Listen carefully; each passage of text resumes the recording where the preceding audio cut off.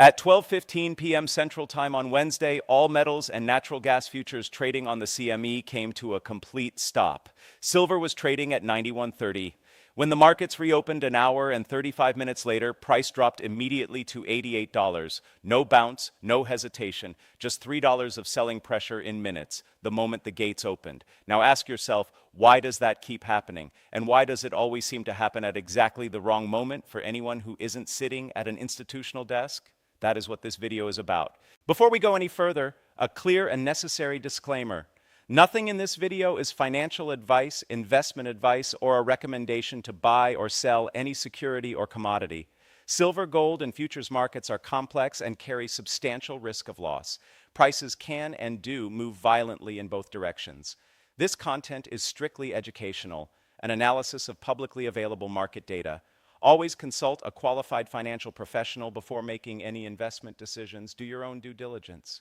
That is not a disclaimer to skip past. It is the foundation of every serious decision you will ever make in these markets. Now let's get into what actually happened and why the timing matters more than the official explanation. The CME Group halted all metals and natural gas futures trading on Wednesday afternoon. The official reason given was a technical issue. Natural gas resumed trading at 12:50 p.m., about 35 minutes after the halt began. Metals did not reopen until 1:45 p.m. That is 90 minutes of completely frozen markets. No buying, no selling, no price discovery of any kind. Silver locked at $91 while the rest of the world kept moving. Here is what makes the timing worth examining carefully. This was the second significant CME disruption in the space of 3 weeks. In the first week of February, settlement prices were delayed, now a full trading halt. Before these two events, the CME had gone the better part of half a decade without a major outage. Then two disruptions arrived within 3 weeks of each other. And on both occasions, silver was building momentum toward key resistance levels when the disruption occurred. That is a factual observation, not a conclusion. What you make of it depends on how carefully you look at the surrounding data. When trading resumed, silver dropped $3 to $88, gold fell $70, settling around $5,164. The selling was immediate, not gradual, not the kind of organic drift you see after a period of market uncertainty, immediate and sustained, the kind of price action that in normal circumstances follows a specific catalyst rather than the resolution of a technical glitch. There is also a structural detail that rarely gets discussed. When the CME halted trading, all-day orders and good-till-date orders were canceled. Only good-till-canceled orders that had already been acknowledged remained active in the system. That reset the order book in a way that disproportionately affected retail traders, the ones who were still processing what had happened, still figuring out whether their positions were intact, still waiting for clarity. While institutional participants with direct system access and dedicated trading infrastructure could respond immediately. Whether that outcome was intended is a question worth sitting with. The effect is not in dispute. Now, before the halt, silver had broken through $89 and was holding that level as support, building momentum toward 92, a level that had been identified in prior analysis as the next meaningful target. The halt occurred precisely as price was testing the threshold of that move. When trading resumed, the momentum was gone, the order book had been reset, and the price was $3 lower. Silver is now trading at 89.20, which means the former resistance level, around 89, has now become support. That transition, resistance becoming support, is a meaningful structural development regardless of how the halt itself is interpreted. Shanghai, throughout all of this, was telling a completely different story. While Western spot was being pushed down to 88, Shanghai spot was trading at $101. Shanghai futures were at 106. That is a $12 premium on spot between Shanghai and the West, and a $17 premium if you compare Shanghai futures directly to Western spot. This is not a brief arbitrage opportunity. This gap has been persistent, and it widened during the Western market dislocation on Wednesday rather than narrowing. When the premium between Eastern physical pricing and Western paper pricing widens at the exact moment Western markets experience a disruption, that is a signal about where genuine physical demand is being priced. And it is not at $88. The vault data adds another layer to this picture. On Tuesday alone, COMEX registered silver, the metal that is warrant issued and actually available for physical delivery, fell by 2.2 million ounces. The breakdown is worth going through because it illustrates how broad the outflow was. Approximately 155,000 ounces were withdrawn from Asahi. 167,000 ounces were adjusted out of Brink's registered inventory. 647,000 ounces were withdrawn from HSBC. 374,000 ounces left JP Morgan. 80,000 ounces were withdrawn from Loomis. Some metal did move into other registered categories, but the net result was close to 900,000 ounces removed from registered inventory in a single day. Total registered COMEX silver now sits at 86.3 million ounces, and the trajectory has been consistently downward. What is not appearing in the data to offset this drain is new metal flowing into COMEX vaults to replenish what is leaving.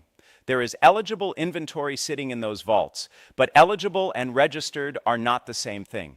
Eligible metal has not been designated for delivery. It cannot be used to satisfy delivery obligations until it is converted to registered status, and that conversion is not happening at a pace that addresses the structural shortfall.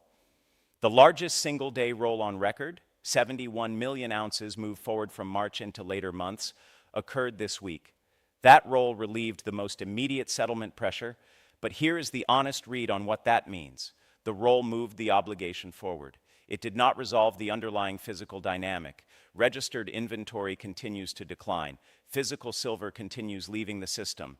The structural pressure does not disappear because the calendar page turns. There is an anomaly in the gold market that deserves attention because almost no one is covering it. The February gold contract is still showing 4,000 contracts open. 4,000 contracts represents approximately 12 tons of gold, worth roughly $2 billion at current prices. February contracts should have been fully delivered or rolled long before this point in the month. They were not. That means one party is still obligated to deliver 12 tons of gold against February contracts with the month nearly complete. That is not standard settlement behavior. It is unusual enough to warrant watching closely.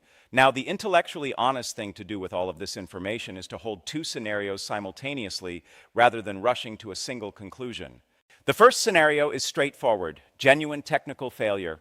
The CME operates enormously complex infrastructure. Systems fail. Natural gas resumed in 35 minutes because it may have been on a different system with a faster recovery path. Metals took 90 minutes because metals markets may have required additional verification and reconciliation before reopening could proceed safely. The price drop after reopening is then explained by stop-loss orders triggering, leverage positions being liquidated, and traders reducing risk after a period of forced uncertainty. Under this scenario, the timing is uncomfortable but coincidental, and the selling pressure is a mechanical consequence of how leveraged futures markets behave after periods of forced inactivity. The second scenario is harder to dismiss once you look at the broader context. This is the second major disruption in 3 weeks after an extended period of operational stability. The halt occurred 48 hours before March 1st notice day, the most pressure-sensitive point in the settlement cycle, with silver approaching a technically significant breakout level and registered inventory declining daily. When trading resumed, the selling pressure was immediate and coordinated in character rather than organic. The order book reset disproportionately benefited institutional participants. Jesse Livermore, writing in Reminiscences of a Stock Operator, described the inherent advantage of those who control market infrastructure over outside participants. When you control when trading happens and when it does not, you have an instrument that direct market intervention cannot replicate. A well-timed halt at a moment of building upside pressure accomplishes through timing what would otherwise require visible action in the market itself. The historical parallel that makes this more than theoretical is November 28th, when the CME halted silver trading for 10 hours. The official explanation at the time was a cooling system issue. Silver was trading at 53.26 when the halt began.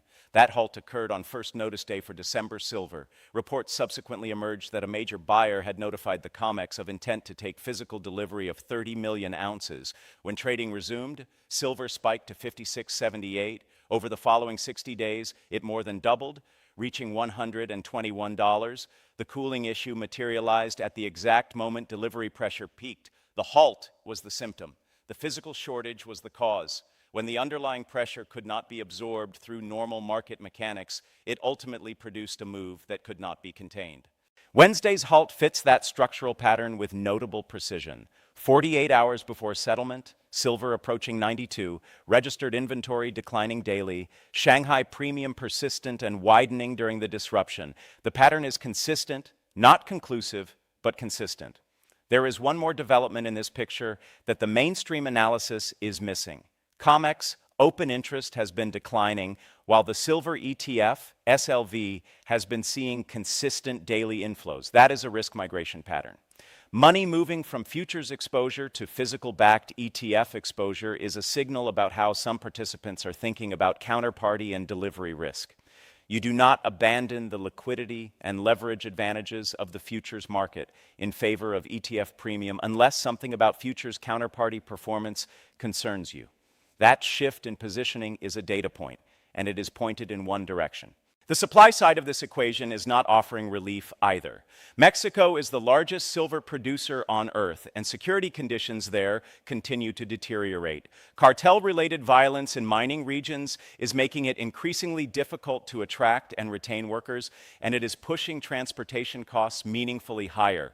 There may be stabilization ahead. The political environment between the United States and Mexico is in flux. But as of now, supply risk from the world's single largest silver-producing nation is rising, not falling. That is a fundamental input into the structural picture that no amount of paper market activity can engineer away. The honest summary of where things stand is this. Silver was trading at 91.30. The CME halted all metals trading for 100 minutes. When trading resumed, price dropped immediately to $88, then recovered to $89.20. Where it is now holding the former resistance level as support. Shanghai spot remains at $101. Shanghai futures are at $106. The premium to Western spot is $12 on spot and $17 on futures. COMEX registered silver is at 86.3 million ounces, down 2.2 million in a single day on Tuesday, with no new metal flowing into vaults to offset the drain. The 71 million ounce roll that occurred this week was the largest on record and relieved immediate March pressure, but the structural shortfall persists into subsequent months. February gold contracts are showing 4,000 lots still open, 12 tons, $2 billion, well past when they should have settled. This is the second major CME disruption in 3 weeks after years of operational stability. COMEX open interest is declining while SLV sees daily inflows. The SHFE suspended 25 trading groups in February alone for violating position limits, and Mexican silver supply risk is elevated and rising. The November precedent showed that a halt on first notice day, followed by a subsequent 2.5 times price move over 60 days, was not caused by the halt itself. The halt was a surface event. The physical delivery pressure underneath it was the structural cause. When that pressure proved real and persistent, the move that followed was proportional to the underlying reality, not to the surface narrative. Whether Wednesday follows that precedent, or whether the roll, the institutional selling, and the order book reset successfully absorb the pressure and push resolution further into the future, that is the open question. Both outcomes are possible. The data does not eliminate the downside scenario. Implied volatility at these levels cuts both ways. A coordinated risk-off event, a margin call cascade, or sustained institutional selling can produce violent downside as readily as a delivery squeeze produces violent upside. Holding that honest duality is not weakness, it is the only framework that keeps you thinking clearly when markets get loud. What the data does not support is indifference. The gap between what the physical market in Shanghai is pricing and what the paper market in the West is pricing is not a rounding error. The vault drain is not a rounding error. The settlement anomalies are not rounding errors. These are structural signals that deserve serious attention, serious verification, and serious thought about what they mean for your own situation and your own risk. Pull the COMEX vault reports yourself. Check the Shanghai premium directly. Look at the February gold open interest anomaly in the CME's own published data. Verify the SHFE suspension figures. And when you do, read what the data actually says rather than what you hoped it would say. That distinction between clear-eyed analysis and confirmation of a pre-existing view is the difference between informed decision-making and expensive wishful thinking. The market does not owe anyone a particular outcome on any particular timeline. It rewards patience, discipline, and the willingness to stay grounded when the noise gets overwhelming.